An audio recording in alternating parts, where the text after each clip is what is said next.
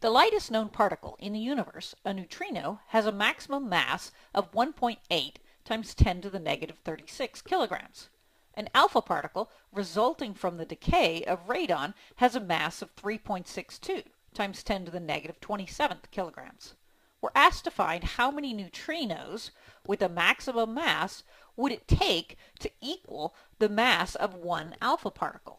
To find that, we would have to divide the alpha particle's mass by the neutrino's particle's mass. I'm going to take the alpha particle, which is 3.62 times 10 to the negative 27, and I'm going to divide it by 1.8 times 10 to the negative 36.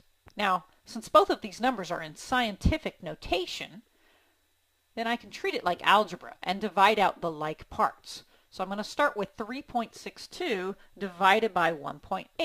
This is about 2.01.